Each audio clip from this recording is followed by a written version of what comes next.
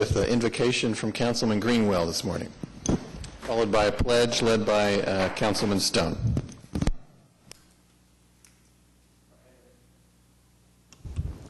Our Heavenly Father, we thank you for this day and the many blessings you've given us. We pray that you will provide us with wisdom and understanding and compassion as we go about this morning's Finance Committee looking at the upcoming budget. Please give us insight from your perspective and help us make the right decision. We ask these things in your Son's name. Amen.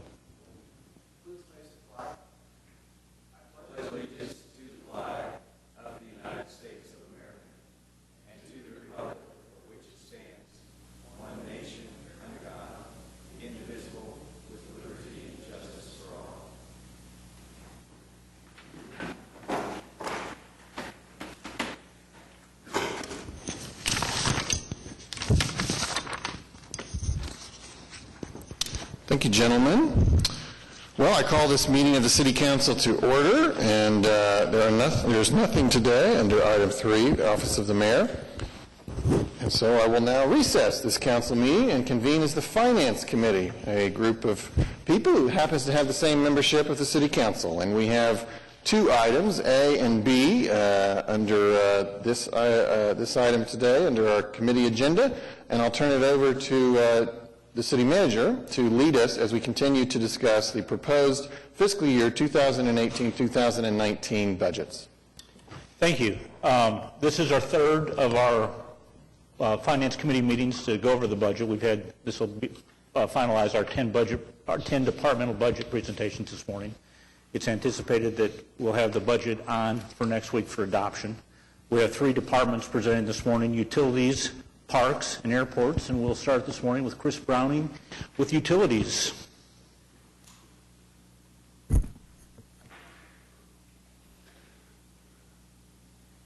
Thank you, Mr. Couch, and good morning.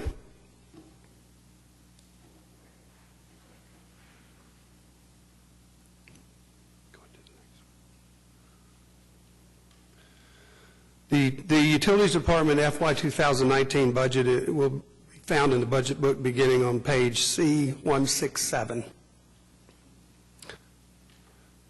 To align with City Council priorities, the Utilities Department developed core business initiatives. We are committed to providing quality customer service and meeting expectations for effective service delivery. We are responsible for providing a safe work environment for employees and the public.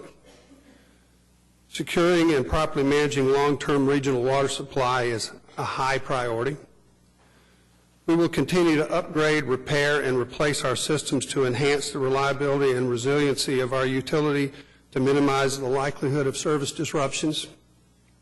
Aquit and OSEAT consistently follow strong financial management principles and have obtained the highest available credit ratings for debt issuance. And finally, we are committed to full compliance with the laws and directives of our regulatory agencies. The Aquit and OSEAT funding sources this year are expected to be approximately $621 million. $321 million for water, wastewater, and solid waste service charges. Debt construction funds, $247 million. Withdrawals from cash reserves, $38 million. Other sources, system development charges, interest, and service fees, about $15 million. This year's fund uses, capital program will be about $384 million.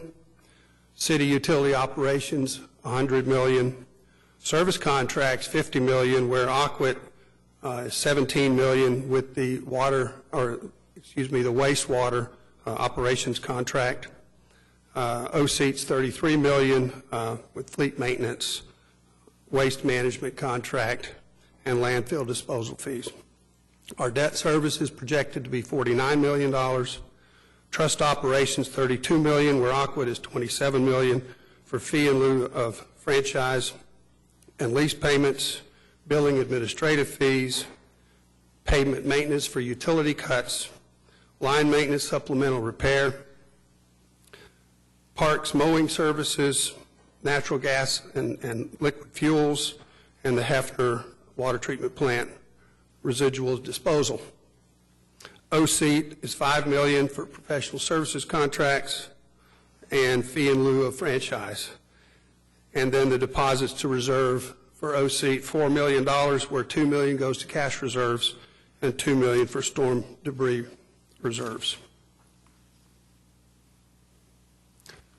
First, we'll start with customer service. So this year we plan to centralize support staff in property management and easement acquisition and in warehouse management. We plan to improve work management and customer service response time by adding planner schedulers so that we can pre-plan maintenance work, and we're planning to add a plumber for our high bill service program. Also this year, we delivered 190,000 recycle carts, so we need to increase our cart delivery and our cart repair staff. So this past year, we added 2 positions in overfill, and we would like to make them permanent, and then we need 2 additional positions for the recycle program. Continuing with customer service, there's a new state law that requires us to disconnect water service for delinquent payments of sewer charges in cities where we provide water service. So we need to add 1 position there in our customer service group to provide that service. We have a couple of cities like 4 Acres, for example, where we provide all the water, but they provide their own sanitary sewer service. So if they don't pay their sewer bill, there's no way for them to force collections. And so state law was passed that if not, they can tell us to cut off the water because they have a delinquent sewer bill. Who was the author of that legislation? It may be somebody at this horseshoe. No big deal, just wondering.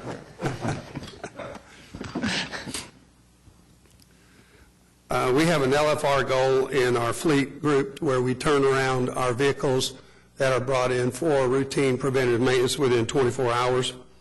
To do that, we would like to outsource specialized repairs for our big back trucks, those types of equipment.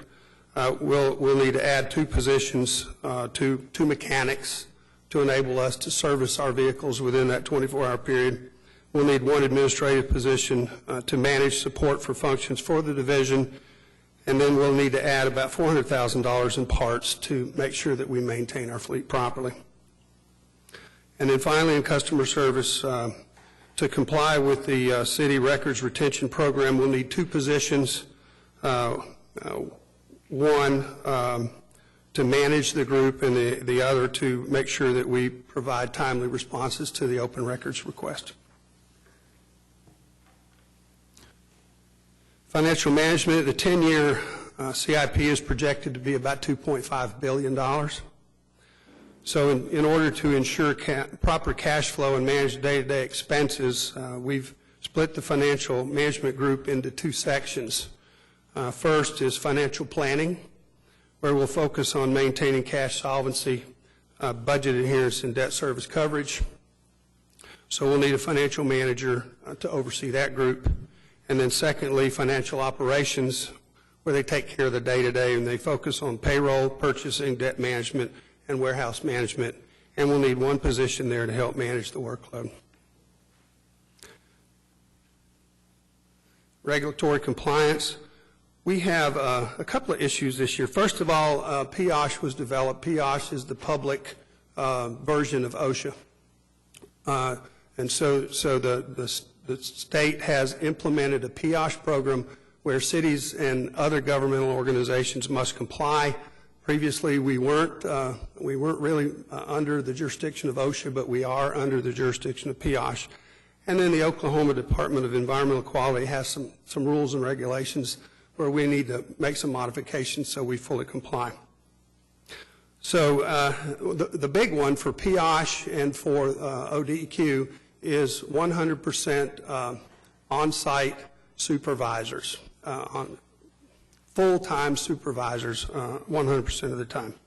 So to do that, we need to reassign the responsibilities of our kind of our lead people on the crews in line maintenance and in water quality. Right now, they do not have supervisory responsibilities. They are AFSCME positions, and we're asking to convert those positions to management positions where they will be supervisors on the job. And then in addition to that, we would like to help with employee retention. Employees will automatically advance upon attainment of license, skills, and experience, and that will be in engineering, water quality, and line maintenance. So those two things will help us better manage the work site and enable our workers to advance once they get their proper licenses and proper certifications without waiting for somebody to move over or without having to advertise a position through our normal recruitment process. All of these positions have triggers, primarily in licensing requirements and certifications, so it will be easy for us to determine whether or not an employee is skilled and credentialed properly to advance through the ranks. Then in water quality flushing, pursuant to DEQ regulations, dead ends need to be flushed every 90 days. That's a dead end main with a fire hydrant on it, where we have service connections on that main. We have about 7,000 of those in our system, and right now we only have four flushers on our staff, so we need to increase the number of flushers so that we manage that regulatory compliance initiative 100% of the time. So we're going to reassign some of our staff members to do that. And then finally, the Oklahoma Underground Facilities Damage Prevention Act requires us to locate our facilities when somebody is performing underground construction activities. So we're proposing to add 2 locator positions to ensure compliance. We believe that because of the escalation of our city construction projects and other development projects in the city, we'll need 2 additional people to manage the compliance with that law. So I've just mentioned a number of positions that we'd like to have in this year's budget. But in the budget, we currently have 787 positions approved. And we propose that we do not increase the number of positions. We can do all this work without adding a single position in the utilities department. We have a number of positions throughout the year that are vacant. So what we want to do is convert those vacant positions, use the funding for those positions to pay for the programs and fund the new positions that we're recommending in this year's budget. So with the 2019 budget, we still have 787 positions approved, and that's the first time since 2011 that we have not increased our head count in the utilities department.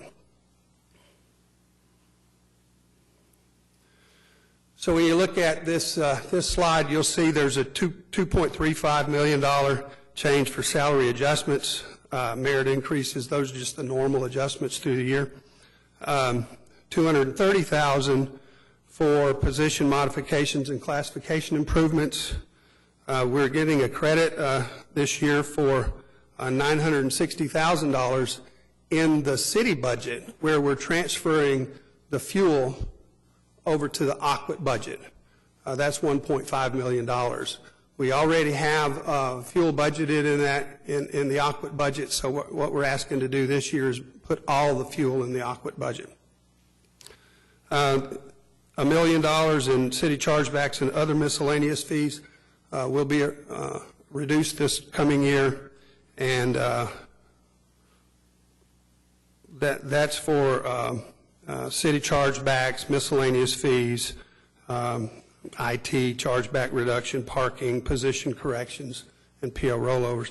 And so the total increase in this year's budget is $600,000 approximately. So that's a 5.58% budget increase in this year's budget with all these improvements that we're requesting.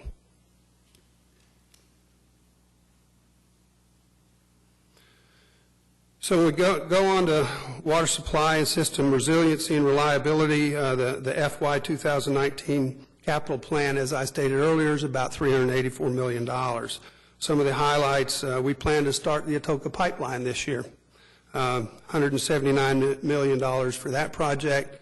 We hope to award at least one, maybe two projects before the end of the year. The construction should begin late fall. Hefner-Draper Interconnect is on track to where we can connect both of our water plants within the next 2 years. That's about $8 million. The neighborhood Can you water... explain that process in a little more detail, the interconnectivity and Yes, how sir. long that's going to take? So the plan is to install a pipeline between the Draper Water Treatment Plant and the Hefner Water Treatment Plant. It's a pretty large pipeline. It averages about 42 inches in diameter, and that will enable us to serve the whole city out of either plant. So if we have any kind of a weather situation, or if we lose power, or if we have any other problem that causes one plant to go out of service, the other plant can serve the entire city. Right now, we can't do that. Hefner serves a portion of the city, and Draper serves a portion of the city. As we move through time, Draper will serve about 2/3 of the water to the city. And so this pipeline will also enable us to do that. The reason we need to move towards Draper serving a larger portion of the city is the North Canadian River has an effective yield of only about 50,000 acre-feet, which is significantly lower than what we've been allocated, our 80,000 acre-feet that we've been allocated. And so we need to plan to bring our full water supply up from southeast Oklahoma and provide water to the entire city through those two facilities, with about 2/3 of it coming from Draper. The plan is to take Overholser out of service when this interconnect is completed. Overholser is fairly antiquated, and it costs a lot of money to operate it. So we're just going to take it out of service and serve the entire city off of the two plants. I'm sorry, is that line, that interconnect line, is that potable or non-potable? Yes. It is potable. It's treated water, yes, sir. Thank you. There was a study several years ago to see whether or not we should just transfer the raw water, and it's more economical to transfer the treated water and supply the whole city that way. The Neighborhood Water and Sewer Improvement Program is about $15 million a year, where we replace aging infrastructure, and then the facility improvements are planned to be about $92 million this year, and that's upgrading some of the processes within our water plants and our wastewater plants. And then finally, we have a number of interdepartmental cooperation agreements, MOUs, where we need to add system support specialists to the IT department. We currently have 4. They serve our SCADA system, so that we have the right level of security for our SCADA full-time. We have a mowing service agreement with Parks. We're going to continue that agreement this year. And then we're working on an MOU with Public Works to take care of all of our utility cuts and roadway maintenance around our reservations. So with that, I'd be happy to answer questions that you may have.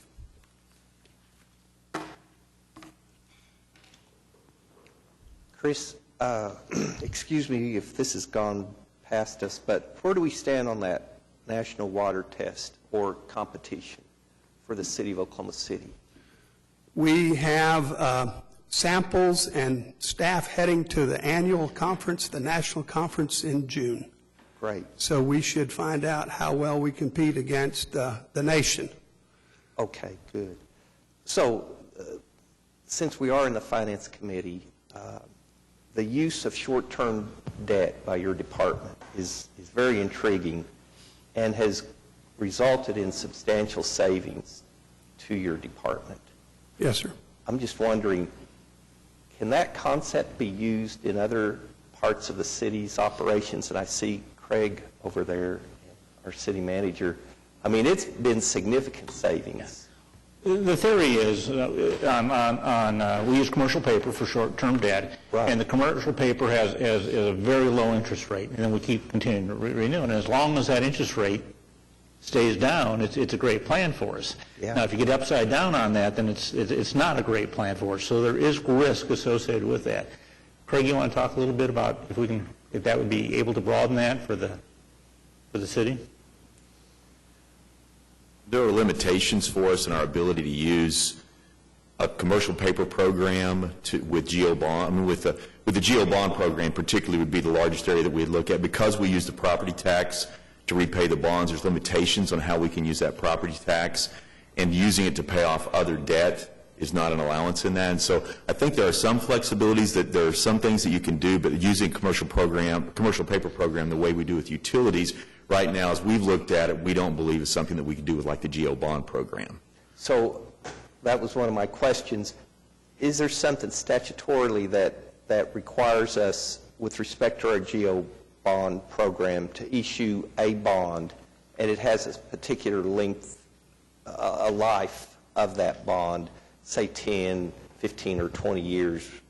It's statutorily a requirement. I believe it's statutory limitations that we have on how we use the property tax, Yeah. the ways that we can use the property tax, but I need to look into that more and get you an answer on that. Because it's significant. One of these days, Chris, perhaps you could come back to the city council and kind of give a rough estimate as to the savings that the water utility. Well, it's, 300 basis points less? I'm not sure what their rate is right now, but I would believe it's something in that neighborhood. About 1.7% for commercial paper. And your long-term debt's going, your long-term's going for? About 4% now. Okay. Yeah. And the other benefit using commercial paper is you don't have to issue, say, the full amount of the bond. Let's say you've got authorization for $100 million, but it's going to take you a couple of years to build a project. You'd hate to go ahead and issue. That's right, but there is risk involved in that with commercial paper. Well, I If you go, that's the reason you have fixed rates, because then you're guaranteed, when you go into it, you know what your monthly payment's going to be toward the end of time. With commercial paper, if it goes the other way, you could be. And I would say, too, that we have not using the commercial paper program, but in the economic development program, through the Economic Development Trust, there's been a long term where at different times we've used lines of credit, and it really has a similar effect, that it's all due at the end of the year. We've been able to renew those. We've now narrowed down and taken a lot more of that out a little bit longer. We went for a very long period of time in the Economic Development Trust using that line of credit, which again ends up being a very, very low interest rate because it's such short term. But you are subject then to changes within the market. Yeah, so I'm familiar with what happened with interest rates back in the 80s. We entered into a contract to build our first home in 1980, like in January or February. And within the time to build that home, I don't know, 7, 8 months, we saw rates go from, like, for mortgages, 12 up to 19%, and then back down to about 13% within just, so you are subject to wide swings in interest rates when you use short-term debt. And I couldn't explain what's the best approach to doing it, but I'm just impressed with the results of the water utilities' efforts to utilize short-term debt. So Short-term savings, because their principal debt is through long-term fixed debt. yeah, That's still their majority. So they use the commercial paper to balance that, and so they're still always heavily invested in the fixed long-term debt. yeah. Anyway. But you're right, it's been a great program and saved us some money. Councilman, we have very complex funding mechanism within the utilities. We also use SRFs through the state, the Water Resources Board, where we can get fairly low interest loans, and it's to our advantage because we don't have to set aside that 10% escrow that we do on the long-term debt. So it saves us a good bit of money. And this last year, I think we were awarded $128 million from the SRF for both drinking water and clean water. And so that's significant savings to the ratepayers there, because we don't have to set aside that 10% and then pay that interest on it the entire term of the loan. And then with the commercial paper to help keep our construction projects going, and as you heard, we have a lot of money going out every year, and then we convert it over. And that's the one reason why we split our finance group into the two groups, one taking care of the day-to-day business, and the other group who would focus on the debt, the management of the debt. So that's why we've proposed that this year.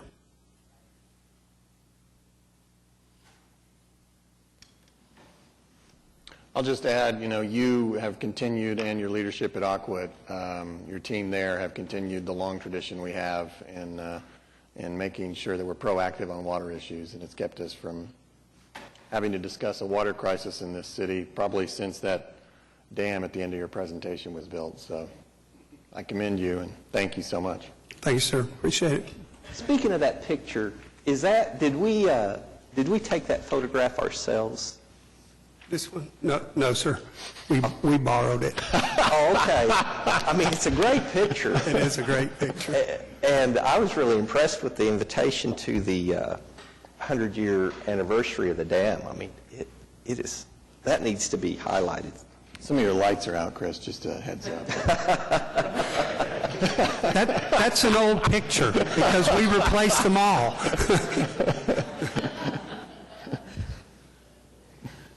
All right, thank you. Thank you. Next up is the Parks Department, and Doug Cumber is here this morning.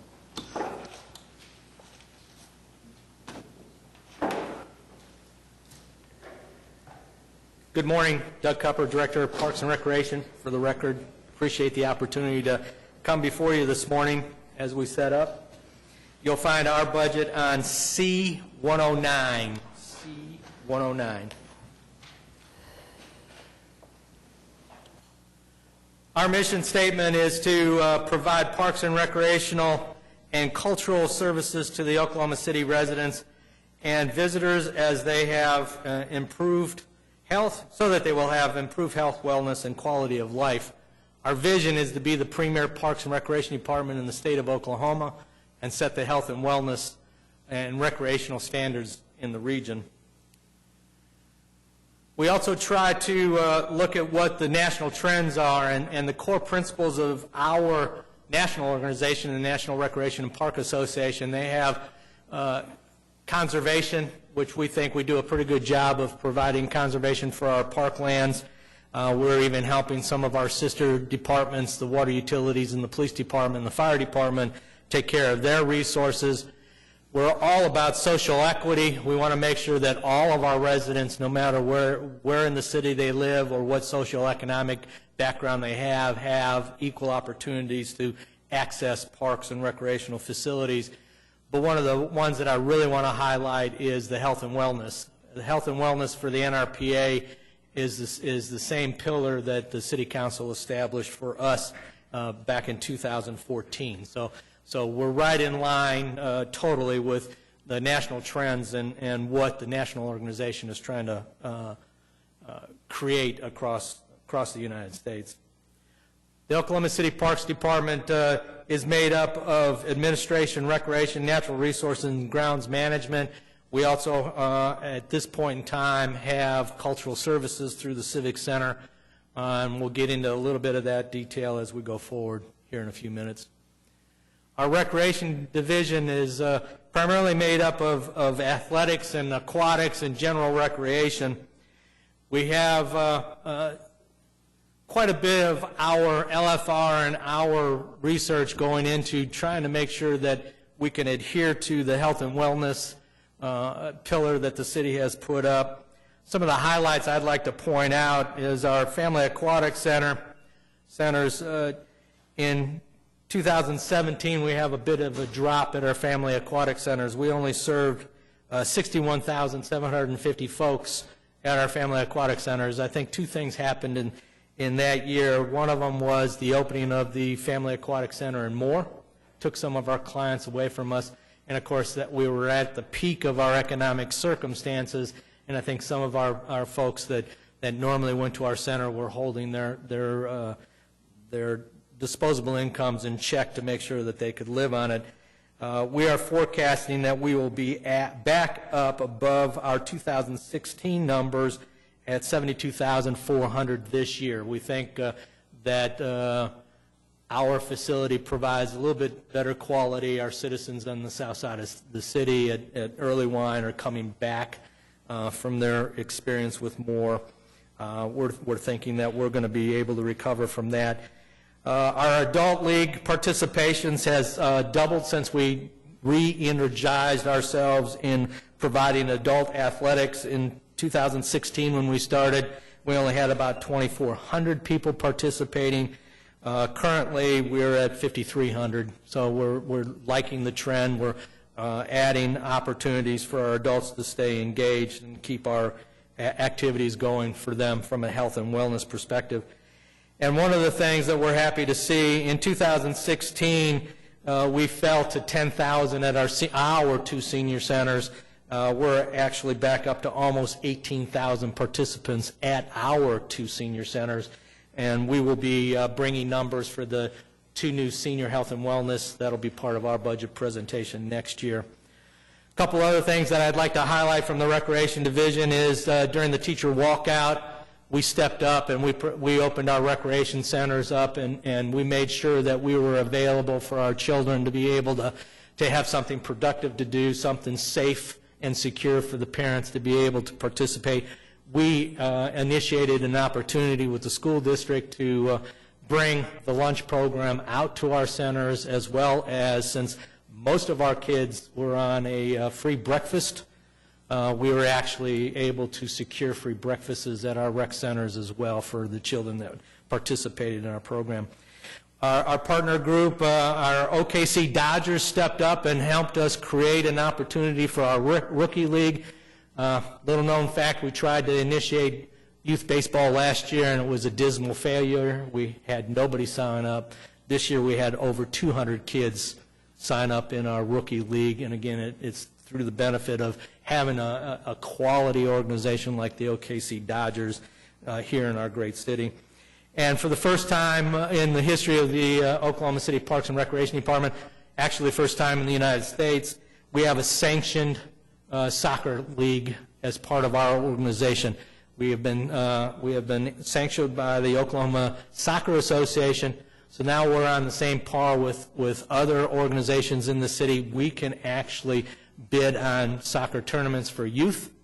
We're not planning on competing with our partner groups. We want to be able to partner with them.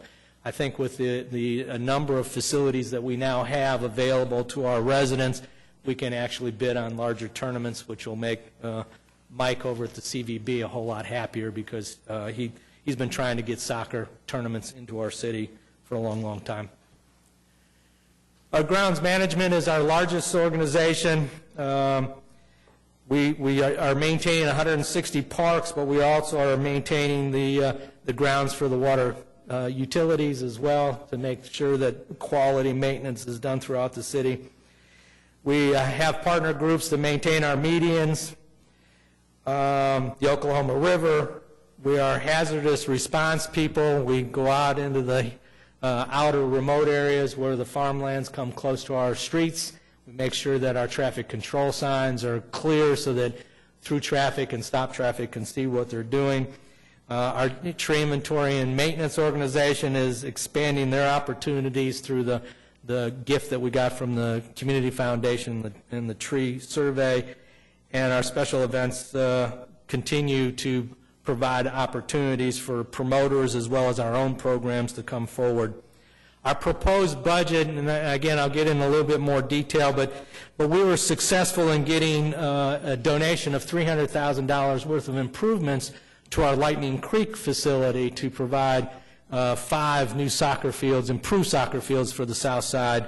That donation is coming in, so in order to make sure that we can maintain it at quality, we are requesting that 2 people be added to our grounds maintenance organization for athletic fields.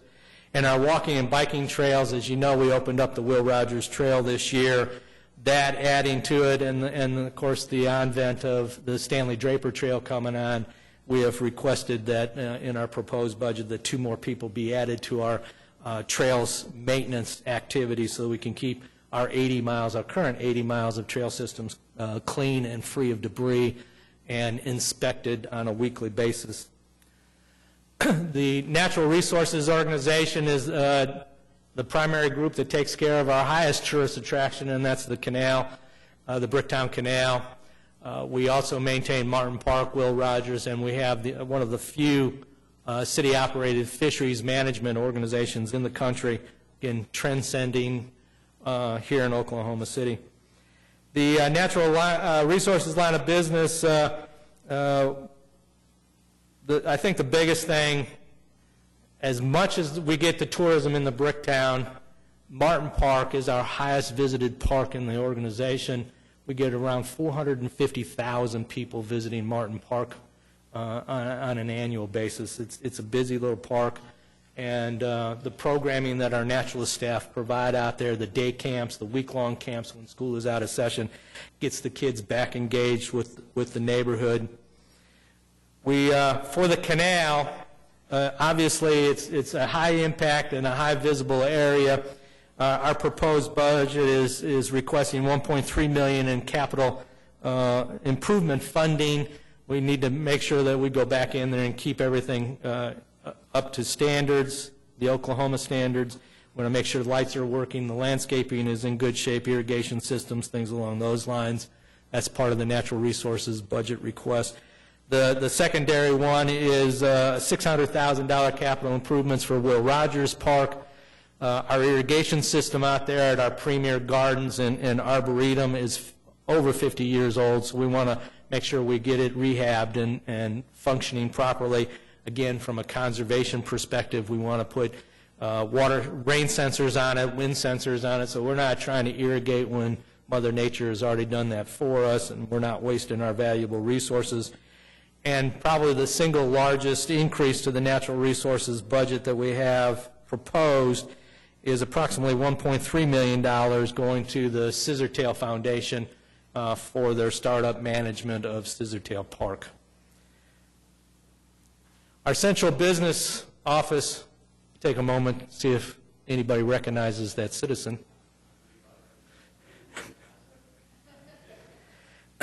Our administrative offices is the marketing, the park planning, and landscape architecture, staff support for 6 commissions and trusts.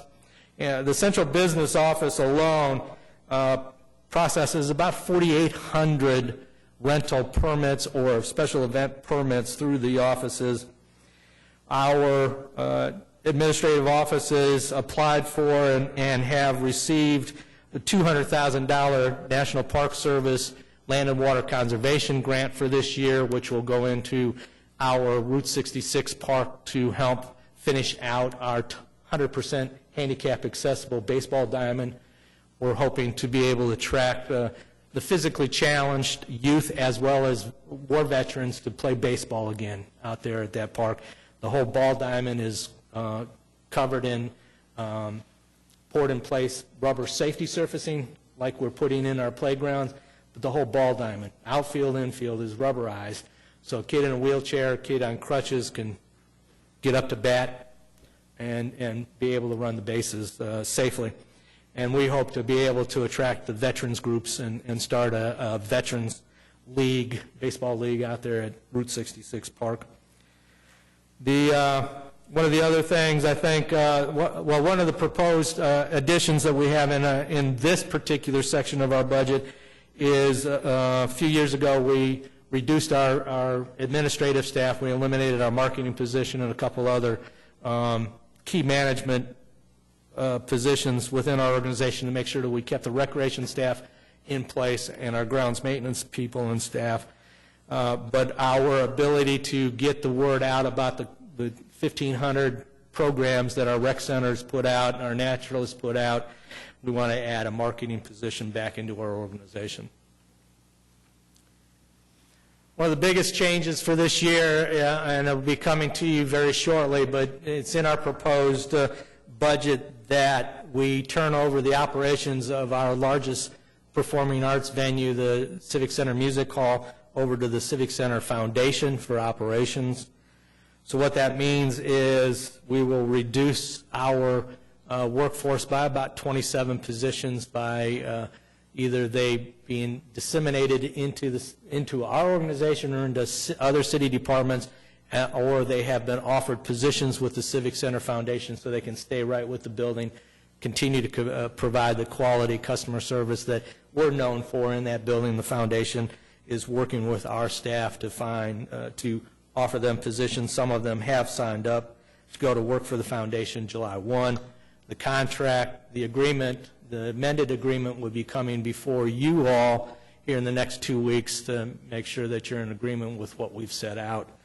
One question on that. Sir. At page C111, major budget changes, number 6, it talks about the outsourcing of the operations of the Civic Center. It's going to save us about $3 million.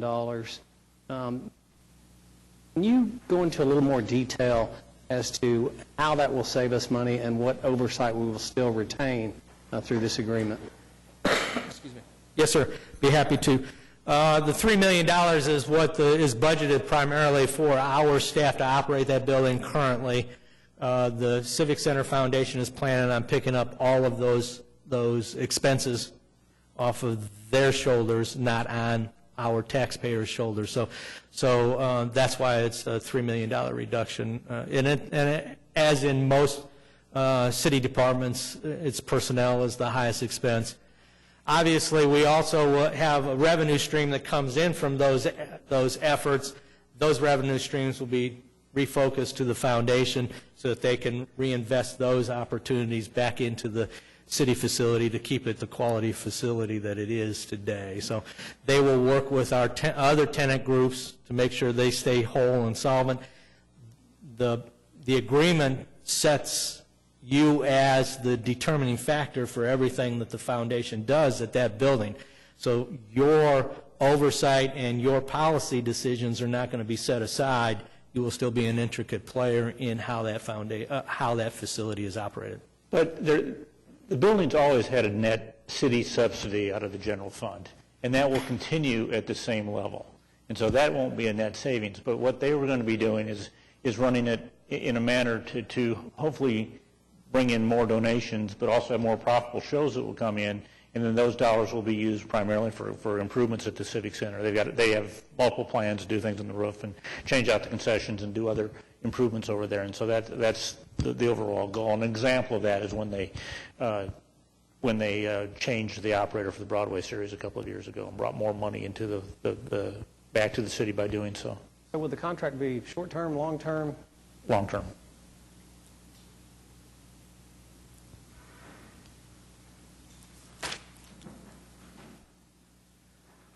Again, we wouldn't be able to function as well as we have been able to function without community partnerships. And this year, our analysis showed that the value is nearly $6 million that the partner groups have provided to us. It's 159,000 volunteer hours through 20,000 volunteers. Our volunteers are up 32% this year. Our volunteer hours are up 44% this year. Labor and material costs are down 12% from last year. So again, it's making a big difference having these partner groups helping. And again, the big ones are the OKC Beautiful and people along those lines. The Garden Council has stepped up out at Will Rogers. They're providing more people working in the gardens. They're also offering more opportunities for classes for us to offer at Will Rogers facilities. 60% of our partners this year responded. So we still have 40% that aren't communicating back with us what they are investing on our behalf for the citizens. But 60% of our partners were able to respond this year, and we think that's a great opportunity for a lot of improvements that we save on the sales tax side of things. Leading for results, again, we want to make sure that we are adhering to the pillars or the City Council's priorities, and that's through health and wellness, and we continue to create opportunities for our citizens to participate in leisure activities. Some of the leisure trends that we're faced with on a regular basis is the changing in our demographics in our community. How do we stay out ahead of the changes of ages or ethnicities and things along those lines? How do we make sure that we are on the cutting edge and help economic development provide for those opportunities going forward? We want to make sure that we have those assets in place. And some of our strategies in the supplemental section of the budget are on G81. Other leisure trends that we look at, we want, everybody likes to compare themselves with other organizations across the country. I mean, if somebody hadn't compared us and discovered that we were the most obese city in the United States, I don't think we would have taken the efforts to create the walking trails and the programs that we have across the city if we hadn't been compared with others. One of the big ones that we look at is how we stack up acreage-wise to other organizations across the country, and the national standard is 10.1 acres per thousand. We're at 6.7 acres per thousand. Now, we're going to get a grip on that because the 2017 GO bond, the voters voted for land acquisition and park development. So as soon as we can get started with those opportunities, we can create new parks in 3, 4, and 8. So we have an opportunity to close that gap through the 2017 GO bond. And again, the 7.9 full-time equivalents per 10,000, we're at 4.54 per 10,000. Again, we'll be able to get a little bit, close that gap a little bit by creating these proposed new opportunities that are in the budget going forward. So we hope to make sure that we are a Tier 1 city. We want to make sure that our citizens are getting provided Tier 1 opportunities. Public expectations, our LFRs and things along those lines, one of the big ones is making sure that our residents live within a half mile of our parks. We want to also make sure that we're providing recreational opportunities. We have a pretty good success rate. About 72% of our citizens are participating in Parks and Rec activities, whether it's on their own or through our programming. Our goal is 80%. So this year we're anticipating to be at 78% of our citizens participating in something park-related, whether we provide it or they're doing it on their own. Excuse me, allergies. One of again, creating new service areas, we want to make sure our city and neighborhoods are more attractive places to live and work, and an increased availability of parks, recreation spaces. To that end, this year we planted 584 new trees. The economic impact of our cultural activities is $54 million. 65% of our citizens live within a half mile. That's our biggest goal. We want to make sure our citizens are living within a half mile of a park asset. And again, parks program classes offered, we're at 2,300. The 80 miles of trails that we now have with the addition of the Will Rogers Trail, that helps us get a higher percentage. We're going to have to redo our maps this year to make sure that we're taking in Will Rogers, because our trail system is part of the park system, and therefore if people live within a half mile of the trail system, they're within a half mile of our parks. So we want to make sure we stay on top of those numbers. The proposed budget, again, it lays out pretty cleanly. We don't have that big of a change per se. We have a reduction in our authorized positions, but some of the things that I highlighted earlier are having an impact. The largest increase to our operating budget at this point in time is in our natural resources organization. As I pointed out, our subsidy, excuse me, our providing an opportunity to our partner group, the Scissortail Foundation, to have startup for the Scissortail Park. Their increase has gone up to $1.3 million. And of course our capital improvements that we're asking for, the $1.6 million, takes our budget up to $32 million in essence, the proposed budget. Major changes in the budget, as I pointed out, we're deleting 27 positions from the Civic Center, but we're asking to add 5 positions back into the organization. So that's a net position change of 22 full-time equivalents. Outsourcing the Civic Center. Some of the add-ins are the capital funding for Bricktown Canal, Will Rogers Garden, and increasing the subsidy for the Scissortail Park. We've had quite a year of improvements across the city, starting with the Will Rogers Trail. Everybody knows that one.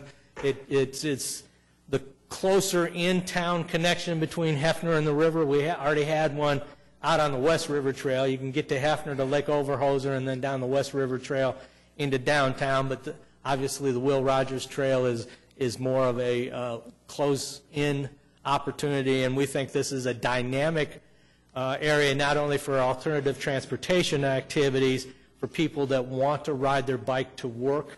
This gives them a quality opportunity, but we're hitting neighborhoods that don't have walking paths yet, and now they can get out and use this trail as their opportunity to get exercise. So we think this is a great close-in addition to our trail system. Pat Murphy Park is getting an overhaul. The older kids have had a great opportunity up there north of Lake Hefner to play. We're putting in a tot lot in there so that the 2-, and 3-, and 4-year-olds, the parents don't have to be quite as controlling, if you will, keep them off the bigger slides and the bigger climbing apparatuses. We'll be putting in a smaller scale play system there. Martin Park Visitor Center, again, as I mentioned, it's our heavily visited park. Let's face it, the building wasn't that attractive and welcoming. It was a 1970s vintage building. It looked like a cement block facility. We opened it up. We put the entry doors facing the parking lot, so as you're coming down, if you're a first-time visitor and you're trying to figure out where do we go from here, well, we've got a great front door now for them to welcome our visitors to the park. And with the work that our Wilderness Matters partners put in with the elevated boardwalk that is now adjacent to this, handicapped folks can get up into the canopy, get a more of an aerial view, and they can get up in with the birds that inhabit Martin Park. So we think the new fresh look of Martin Park is going to be even more attractive.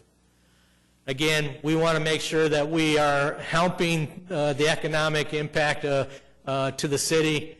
The National Parks and Recreation Association, for the first time ever, brought delegates from all over the country to Oklahoma City for an innovation lab, and we were able to take them out on the river with the HMS folks, and then we also were able to take them on the Bricktown Canal with our water taxi partners. Gave them a real experience about what MAPS has meant from a quality of life perspective, but they also got the impact from the business community as well. This is one of those trivial things that I debated on whether we put in or take out, but statewide, these are statewide numbers. The economic activity for statewide parks and recreation is $1.2 billion. We have an impact on the state as a whole. The economic activity generated per person is $312. We think that's a quality number. People are coming in and spending their money here in our state, and a lot of them are coming to Oklahoma City to spend those dollars. We provide almost 9,500 jobs statewide. We are a big employer statewide, Parks and Recreation. And in salaries, that's $441 million of disposable income that our citizens in the state are participating in. Finally, as I close, I stood before you 4 years ago. The organization that I came into had 2 certified Parks and Rec professionals. I made it 3. Today, we have over a dozen certified Parks and Recreation professionals in the Parks and Rec department here in the Oklahoma City, and we have one even higher. We have 1 certified Parks and Rec executive in the organization. So we know how to operate Parks and Recreation. We know how to make activate spaces. We know what we're doing design-wise and quality-wise. I'm very proud of the fact that we have gone to over a dozen Parks and Rec professionals, and I'd be happy to answer any questions. I'd just say one thing. Doug has done a great job. His staff has too. When I have HOA meetings, he's always there helping me, and he just plays a big role in making the people in our community feel proud of this city. Doug, if I may. So I think having a park within a half a mile of every resident is very commendable. I think the role of the regional park, though, is just as important, and perhaps in some respects more important. So let me see if I've got some of these regional parks down. I know Earlywine and South Lakes would be a regional park. Woodson, is that considered a regional? Yes, sir.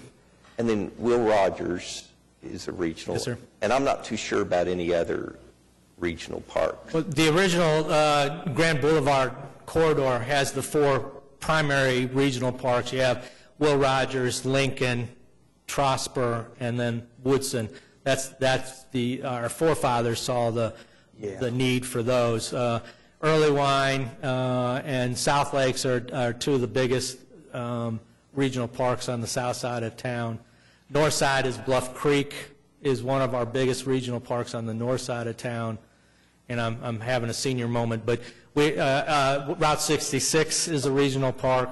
Okay. Usually regional parks are 100 acres or more. Okay.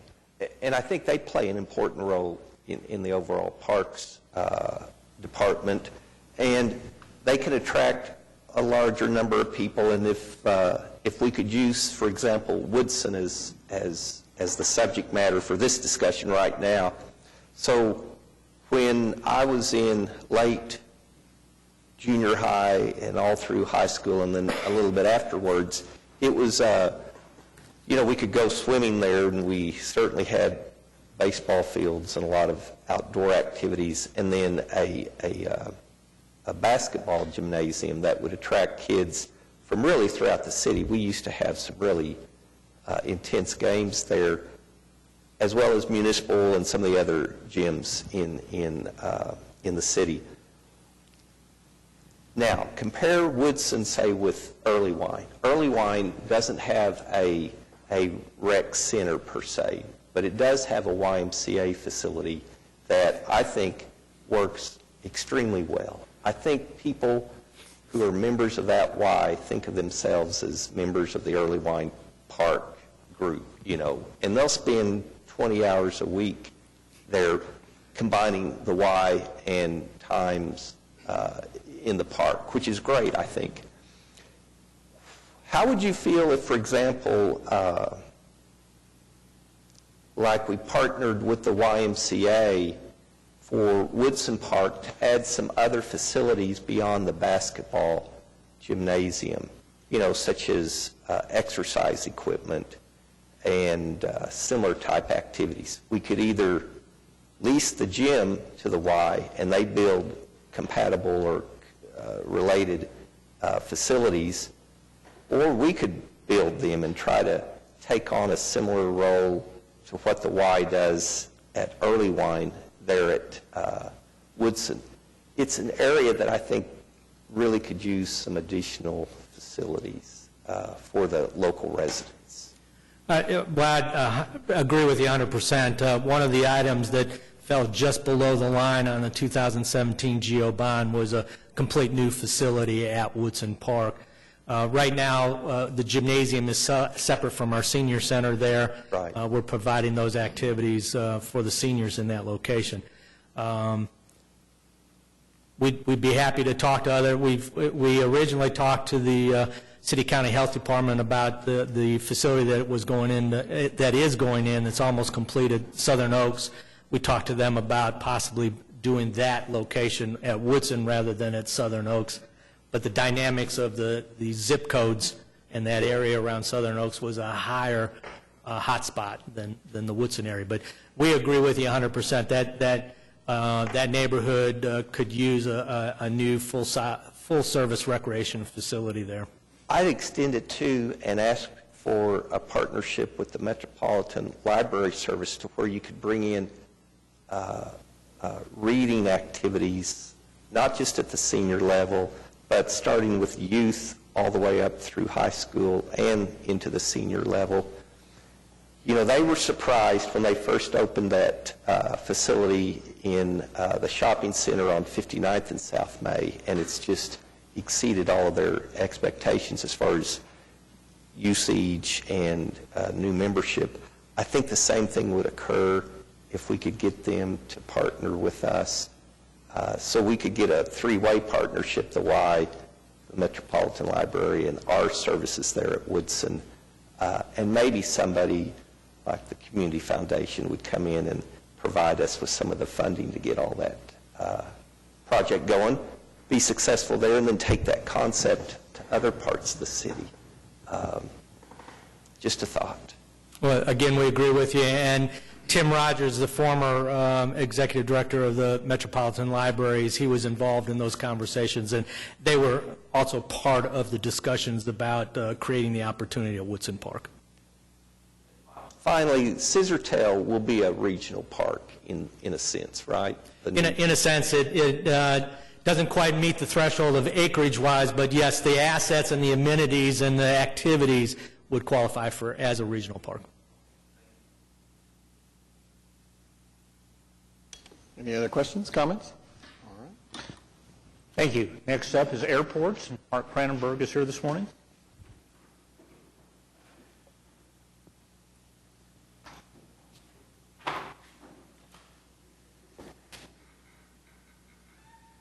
Good morning. Mark Cranenberg, Airports Director. You'll find the airport's budget on page C3 in your budget book. I want to remind you of the mission of the Airports Department is to provide for the management, the operations and maintenance and development of the city's municipal airports to our tenants, users, and the general public so that they can have a safe and efficient transportation system. Before I get started with the budget presentation this morning, I do have a short video I'd like to show you of a typical day at Will Rogers World Airport and also highlight some of the activity over this past year.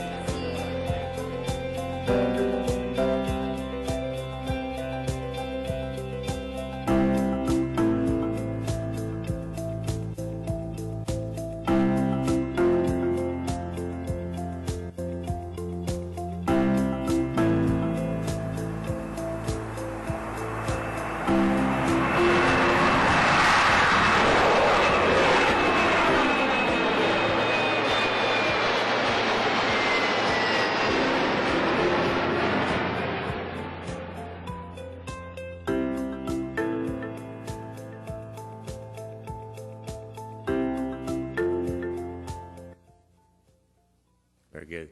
I want to credit Josh Ryan on my staff who put that video together in-house. He used a still camera and some desktop applications and completely edited it, and he did an absolute fantastic job. Before I get into the departmental issues and our performance indicators, I do want to give you a brief overview of the Airport Trust budget. Looking at our total airport charges to our tenants and users of $61,547,000, these are the major categories of those funds received. Building rents is comprised of rentals for the terminal building as well as other buildings and hangars that the Airport Trust owns. We have landing fees, which is charged to our passengers and freight carriers, and this is at a calculated rate per 1,000 pounds of landed weight. We also have parking revenues derived from our public parking operation, and this is, we have 7,200 plus parking spaces in our garages and our surface lots. concession revenues are derived from our food and beverage and retail and rental car commission revenues. And then we have fuel sales, which is a price per gallon that we charge for any fuel that is either retailed on the airport or through those leases that have self-fueling privileges. We have the customer facility charges, which is related to the user fee that pays for the debt service for the rental car center, also pays for the operations and maintenance of the building and the buses. And then a lot of other airport charges that are maintenance reimbursement, apron fees, and ground rentals, which are associated with lease components and leases. We also have other revenue sources as well. Looking at $18,106,000. We have some oil and gas revenues that still we receive periodically. We use this for our matching grants, for our federal grants. We have interest that we receive from a money market account. Passenger facility charges, which is the user fee that supports our capital program. And then each year we get a variety of federal and state participation, primarily from the Federal Aviation Administration and the Oklahoma Aeronautics Commission for eligible projects for equipment for our maintaining our airfield.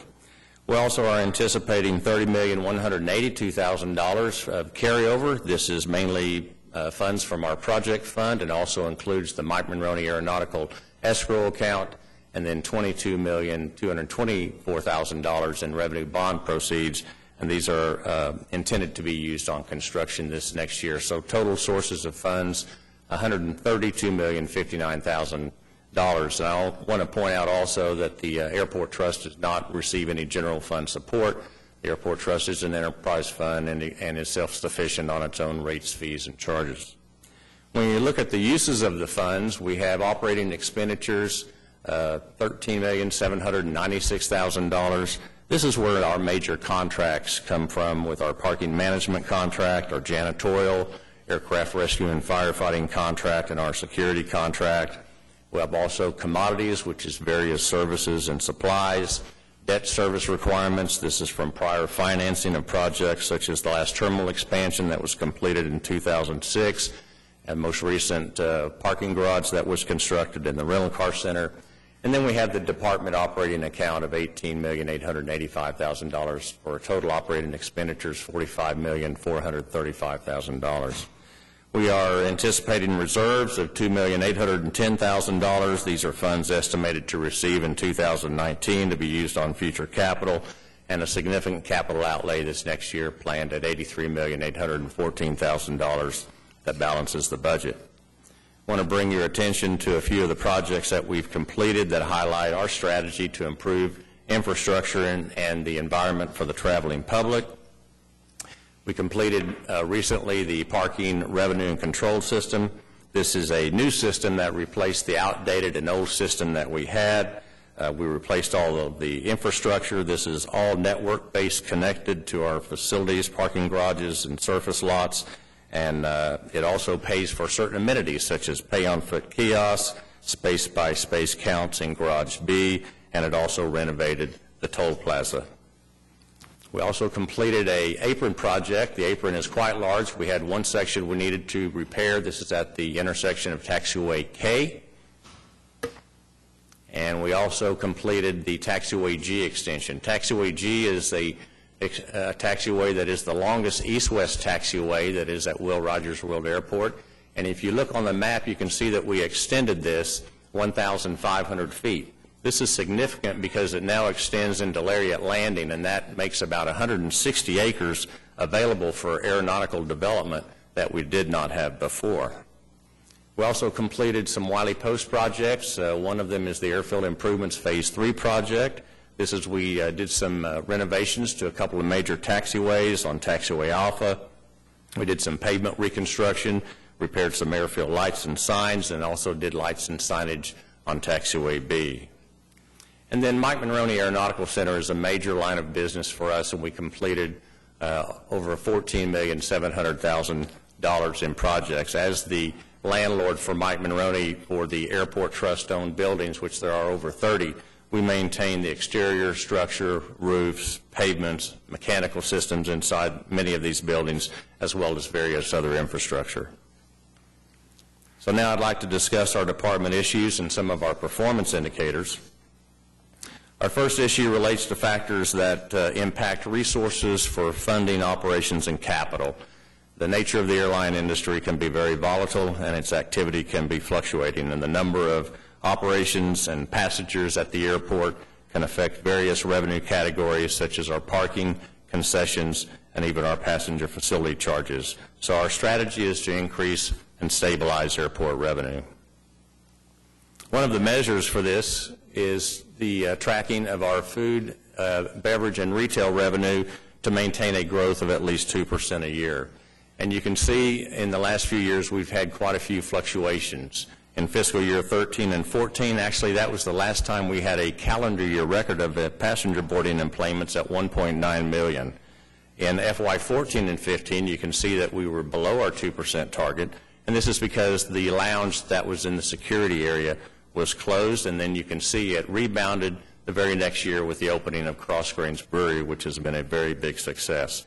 In the last 2 years, we've met our target flat at 2%. Another strategic measure is to maintain our parking revenue per transaction growth at 2% a year. This, again, you see fluctuations over the past year. In FY 13 and 15, we had a little bit of an increase over our 2% target, and this was mainly because we kept a lot of the displaced parkers that had been hurt by the off-airport location of the airport that had some heavy damage from the tornado that was the preceding year. In FY 14 and 15, we had a lot of maintenance in our garage, so we went down a little bit. In FY 15 and 16, our enplanements were basically flat. And then in FY 16-17, you see our rate increase, and that's the reason for that big jump. And this last year, we were basically flat. Our second issue relates to factors that we have to react to effectively. And if we don't, they could impact airport staffing, workload, funding requirements, and long-term planning. So there can be fluctuations other than the airline industry and the aviation industry. General aviation also gets hit quite hard sometimes with that. So goes the economy, so goes general aviation. And we can also be subjected to safety, security, and environmental requirements, which often result in unfunded mandates that the airport has to address. So our strategy is to improve the airport environment for our travelers and tenants through long-term planning and infrastructure improvements, and we'll talk about a couple of those projects in a minute. I want to talk about a couple of lines of business, or in the commercial line of business, a couple of measures that we have. One is the percentage of certification work orders that we complete within 3 business days of identifying a deficiency. So what's a certification work order? Every year, the Federal Aviation Administration inspects commercial service airports such as Will Rogers, and there are dozens and dozens of areas that we get inspected on. This is primarily for the airfield. And we have to pass that inspection in order for airlines to continue to fly into Will Rogers. So we typically always do very, very good, and we did great this last year. We also track the percentage of days with zero security incidents. There are over 3,300 people that we badge at the airport so they can do their job at Will Rogers World Airport. In the general aviation line of business, I want to mention the percentage of itinerant takeoffs and landings from Wiley Post Airport. With an actual of 70% and a target of 74%, I'm really struck. I've managed a lot of general aviation airports in my career, and to have this much itinerant traffic, itinerant meaning a landing and takeoff from an aircraft that is not based at the airport, that means a lot of commerce is happening in the city, in my opinion, and this has been historically high at Wiley Post Airport. We also track the percentage of days that the airport has a runway closed. This is a barometer for us because we have a lot of construction on our runways from time to time. Wiley Post has had a complete overhaul of the airfield over the last few years and has had both its parallel runways closed for a significant amount of time. Our third issue, and I want to spend a little bit of time on this morning, deals with air service. We've done a really good job attracting air service, and we've done an equally good job of sustaining that air service. Air service can affect the economic development of the city and the region, tourism, and the convention business. And we know that Oklahoma City's population and business activity is just going to result in an increased request and demand for air service. And we want to continue to attract as good an air service as we can. So when we look at our in-plane passengers, we try to meet a target of 2% a year. That's pretty assertive. When you look at our comprehensive annual financial report over each year, we go back 10 years, and our historical growth is 1.6%. And you can see over the last few years, it's been fairly stable. This year for FY18, ending June 30, we're anticipating to be just below 2 million boarding passengers, and for next year, we're anticipating to be above 2 million. Another measure that we use is to keep track of our cost per in-plane passenger to no more than 5% a year. This is a huge measure and comes up every year in our discussions with our airlines. We're regarded and have been historically as a low-cost airport for the airlines to operate out of. When you look at a small hub median airport like Oklahoma City, you can see that the typical cost per in-plane passenger is now well above $8, and our last one is $6.44. We determine this periodically each year by evaluating that rate through our rates and charges. I mentioned about 3 weeks ago during the Robust Economy presentation that people are surprised about our route map, and we have a very good service, and especially to the east and west coast for the last few years. And now we have 29 nonstop destinations, which is as many as we've ever had. We've had a lot of recent accomplishments this last year. Frontier Airlines came back into the market, serving Denver and Orlando, which was a new city for them. American Airlines, April the 3rd, started to Phoenix to compete with Southwest Airlines, so our citizens have more choices. Frontier also started nonstop to San Diego, April the 9th. Austin, flying a smaller aircraft by Via Airlines 4 times a week. And then next week, American Airlines is starting service to Philadelphia. Again, I mentioned a few weeks ago, this is huge for us because it opens up dozens of connecting opportunities out of Oklahoma City. And there will be 2 flights in the morning on American, so that works really well for their transatlantic departures in the afternoon. Frontier also recently announced they'll be serving San Antonio nonstop. Southwest will be doing weekly service starting in October to Nashville. So on new airlines, I mentioned Frontier and Via coming into the market. And new enhancements, we also track those as well. So Allegiant is expanding summer service to Destin, Florida to 5 times a week.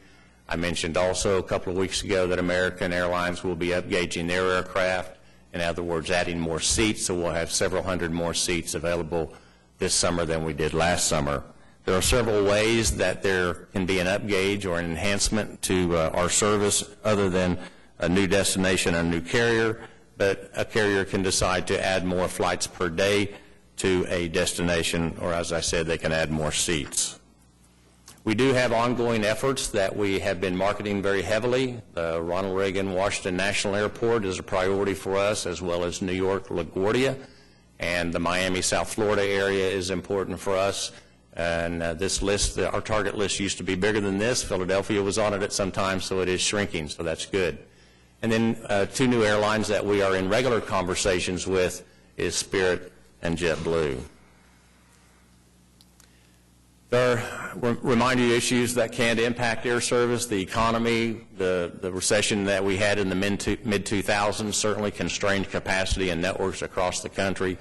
Operational strategies of airlines, such as mergers, can also affect air service. The fuel price crisis that we also had in the 2000s, that significantly impacted carriers that were flying 50-seat regional jets. It made them uneconomical to fly, and so many of those routes were canceled. And then finally, Real ID, just to remind you that Oklahoma still technically is a non-compliant state with the Department of Homeland Security, and we are currently under an extension that only runs to October the 10th. Our final issue is the amount of land that we have for development, increasing maintenance demands on vacant facilities, and the growing cost of the 8,100 acres at Will Rogers and also the 1,300 acres at Wiley Post and 1,000 acres at Page Airport. We have existing infrastructure that we have to maintain. We want to continue our land development plan and find ways to improve that infrastructure. Not doing so could prevent the airport trust from receiving a self-sustaining revenue source for the long term, and also it can prevent the city from the creation of more jobs and increasing the sales tax base. In the construction program, in the property management line of business, one of the measures that we've done really good at the last few years is tracking our project costs with contracts for construction and engineering amendment costs.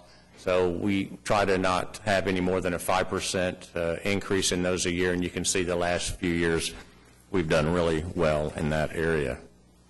In the maintenance line of business, a couple of measures, percentage of operating hours where mechanical systems are functioning. We're doing well. We're meeting our target. Just to let you know, these are creature comforts for our tenants and for the passengers, and they affect things such as passenger boarding bridges and our baggage system, which if it goes out, we certainly hear from everybody about that, and also our mechanical systems, heat and air. We also track the percentage of vehicles and equipment available for use. The airport has over 400 pieces of equipment, everything from a weed eater to a road grader, and some of these are very, very critical, such as our parking shuttles for our parking operation. We have ice and snow equipment that we need to maintain. They have to be ready when we need them. And also we maintain the airport's aircraft rescue and firefighting equipment and vehicles. I want to show a few projects that show our continued infrastructure improvements. In the last half of this next fiscal year coming up, we will be doing a garage wayfinding project. This is where we will be adding new signage to both of the 5-story garages. And at each entrance to the garage, we're going to have a component that will provide real-time updates as to the spaces that are available per level. The airport's terminal upper deck outside the ticketing counter, it is a bridge deck, and it needs to be looked at and repaired and maintained from time to time, and this is the first phase of the upper level structural repair. We'll be replacing some of those structural connections that are not part of the expansion joints. We'll be repairing some delaminated areas, installing and applying some polymer coating to improve the wearing surface, and also some protective coating on some of the structural members. So Garage A waterproofing, a year or so ago I came to you and told you about our premium parking product, and we were underway with an engineering effort to do a joint sealing project on Garage A. This is the 2-story where we have the upper level short-term parking. And I just wanted to show this is what we've been dealing with and struggling with this last year. So what we ended up having to do instead of a joint sealing project was a much more extensive project to prevent the water from protruding through actually the expansion joints and the control joints. So it ended up being a bigger fix than what we anticipated. I will tell you that project is out to bid, and bids come in on that project tomorrow. We're hoping that it will be 4 or 5 months. By the end of this year, we hope it will be open. Also, the terminal expansion, we have finished the design, and we're out for our final construction estimate at this point. To remind you the goals of the terminal expansion, this is the beginning of an East Concourse. We'll be constructing 4 gates, 3 that will be leased to the airlines and 1 airport-operated gate. We'll be also adding concessions, increased public circulation. We'll be adding an 8-lane security checkpoint, which will replace the 2 checkpoints we have today. Those will be turned into larger meter-greeter lobbies.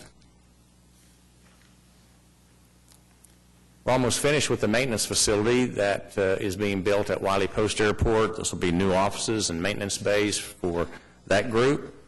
We also have a project at Wiley Post, a small one, but nevertheless significant, $500,000 to continue and almost finish up our airfield improvements at Wiley Post with taxiway A5 and taxiway A8. We're also doing a master plan at Wiley Post Airport. This is an FAA requirement. There are several elements to a master plan, and it is absolutely critical to ensure that you still can get funding through the FAA for the future. And then at Mike Monroney, again, huge line of business for us. You can just see a variety of improvements over this next year that we're planning to do.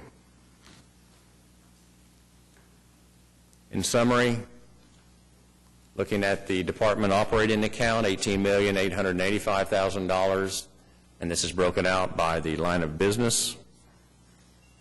We do have some budget changes for this next year. We're projecting an increase in insurance, benefits, and salaries, $462,000, a slight increase in city-provided services. We're adding a civil engineer, too, to meet up with the demand. This was actually at the request of Mike Monroney because of all the HVAC and mechanical system projects that are in the variety of buildings that we're doing now and is planned for the next few years. We're adding a revenue auditor. The airport receives about $80 million a year in revenue from our 400 to 500 plus leases. 50% of all of these leases have self-reporting requirements with revenue and other compliance reporting that they report to the airport staff, and the revenue auditor will help us oversee the compliance with all of that. This position will also help save $45,000 from using a separate consultant each year that really just identifies a couple of specialty areas. And then finally, with regard to the revenue auditor, the Government Accounting Standards Board recently made a huge decision that affects airports. All of our leases now have to be booked as receivables, which means it's a tremendous amount of time and paperwork when you have to book a receivable for the length of time our leases are. Some of them 5 years, some 20, some as long as 40. So it's going to be a very monumental staff or intaking by the staff. We're also adding a system support specialist 2 position. This is related to the parking and revenue control system that we are bringing in-house. It's all network connected. Now that that's on board, also the 500 plus CCTV cameras that we have at the airport, our contractor that was doing the installation and maintenance on that is expiring. We're bringing all of that in-house as well. A unit operations supervisor for Wiley Post Airport. This is for the maintenance section. We've not had one up there. It's badly needed. And this is simply a position that does the same thing that the maintenance sections and similar components do at Will Rogers World Airport. And then finally, at Will Rogers, we're asking for the horticulture worker 2 and 2 grounds maintenance operators. In the last 2 years in our Leading for Results program, we're only showing that we're meeting 50% of all the landscaping, irrigation, and mowing that we need to do. We've had 2 huge areas of impact to us in that department. The 40-acre rental car center has constant maintenance day to day, and probably someday we'll probably need more people for that as well. We want that to continue to look good to the public. And then Portland Avenue, which was opened up a year or so ago, now we're maintaining all of that landscaping, mowing, the irrigation, all the way from 54th Street south to 104th Street. And there will be other common areas of maintenance that we'll need to do in Lariat Landing so that we continue to attract development and maintain that area for the public. I guess that's the one question I had in looking at major budget changes, number 6. It said that these positions were to address significant increases in the numbers of acres of land maintained. And so you're talking about the Portland area and then the rental car facility? Yes. Okay. Yes. Thank you. That's all I have for you this morning. I'd be happy to answer any questions that you may have. Thanks, Mark. That's all we have this morning. Again, we're anticipating bringing the final budget in for approval next Tuesday. Okay. Thank you, Jim. Any other comments from council in regards to the Finance Committee work today? Okay, we have item. thing. Oh, yes. I'm sorry. Ed, Todd, and I sit on the Judiciary Committee, the 3 of us together, and one thing we've challenged, Mayor, the municipal court system to do is to look at ways to operate more efficiently, to look at ways we can save money. And the Chief Judge, James, and our Director of the Courts, LaShawn Thompson, and their staffs have done an incredible job at taking a look at this. One of the things they've done in the last few years is save us like over $550,000 that we're paying to the jail. And they came up with a new program last year, which was to hire a community relations coordinator. And I'd like LaShawn to talk a little bit about that. She's here today.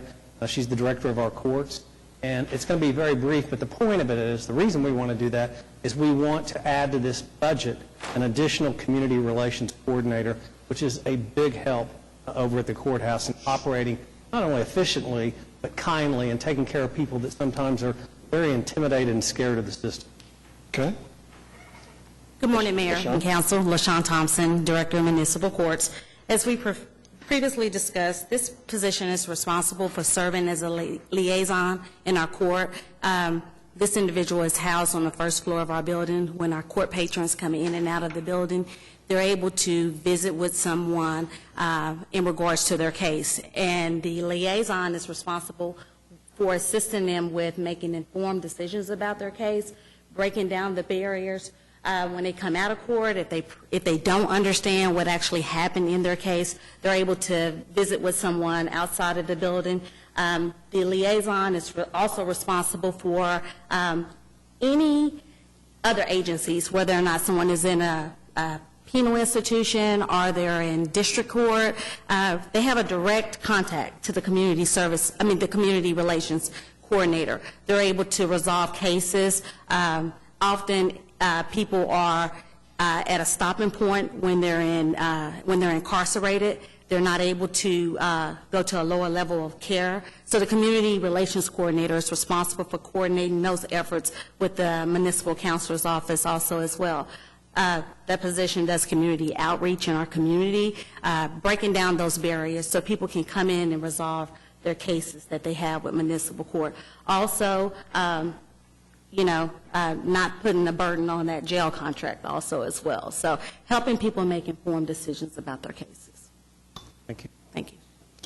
Thank you, LaShawn. Mr. Couch, is what she's describing included in the proposed budget that you've distributed? It is not. Okay. And that's why at this time, I would like to make a motion to add this position to the budget. We have the numbers breakdown for everybody.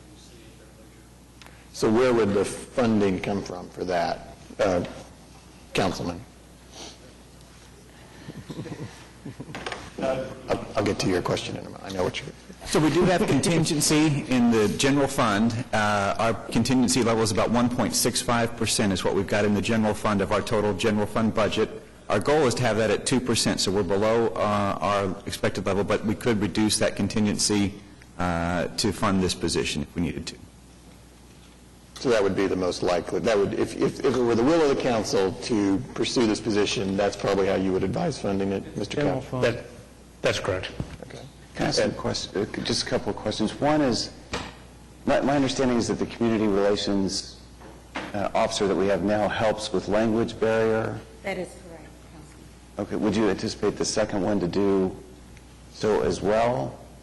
We would go out and look for the most qualified applicant, and maybe as a preference. I don't know if we really thought all the way through that yet, but that would be obviously desirable. Okay. I mean, it seems, is it a fair contention that if you help people with the language barrier, if you help them be comfortable in the system, they're less likely to leave, you're more able to work out payment plans or keep them in the system and actually get them to pay their fines? So there could be some offset of the cost by increasing, not by increasing revenue. It's not about revenue generation, it's about customer service, but a consequence is going to be, I would think, if you eliminate the language barrier, number one, that you're going to increase participation in the system. I've heard this example several times where people show up at the system. They are intimidated, they are scared, they're afraid they're going to be arrested, and just walk away. And what's the effect on us by them walking away? Well, a bench warrant is issued, and the next time they get pulled over, then they're arrested, and then we're paying the county jail to incarcerate that person. And so we want the system to operate efficiently, and we want to be kind and help people once they get there and work their way through the system. I agree. Okay. So when Councilman Stonecipher made his motion, I immediately sensed a tensing up of our city clerk over here. And I'm guessing that is because such a vote could not occur without having been placed on the agenda. Is that correct, Francis? Correct. The Open Meetings Act would preclude you from doing that. The appropriate time may be to have an amendment on the agenda on June 5th. On June 5th. When the budget's considered. Would that be That would be totally acceptable. Would you consider withdrawing your motion today? I'll withdraw my motion at this time. And With the understanding that we'll put on a amendment option to the introduced budget next Tuesday. Okay, perfect. Thank you very, very much. Okay. Any other comments on that topic or anything else relating to the budget proposal? And we also have item B under our Finance Committee agenda, which is opportunity for public comment. No one has signed up. I see no one rushing to the microphone, so we will adjourn the Finance Committee and reconvene the council meeting. And we do have one item for consideration here under 4A, enter into executive session on the advice of the municipal councilor to receive confidential communications regarding potential claims or litigation by the city of Oklahoma City in response to the opioid epidemic, et cetera. To enter into executive session, we would require a motion and a vote. Move this item into executive session. Got a motion and a second. Seeing no discussion, we'll cast our votes. Passes unanimously. We will handle that at the end of the other business. We now have items from council. Councilman Greiner. Just for clarification, next Tuesday we vote on the final budget. Yes, sir. Okay, thank you. It is, of course, our prerogative not to do so as well, but that is the plan. We have till the end of June before a crisis erupts. Okay. Well, you know, We don't. We can go one more week is all we go to meet the state law, because you've got to adopt it 15 days before. You have to have a public hearing 15 days, 7 days before. Yeah, got it. Okay. all right. All right, that concludes item 5, city manager reports. Jim? Nothing this morning, sir. And item 7, citizens to be heard. We had no one sign up. Are there any citizens who wish to be heard? Seeing none, we will now proceed back to item 4A, enter into executive session, and we will be back.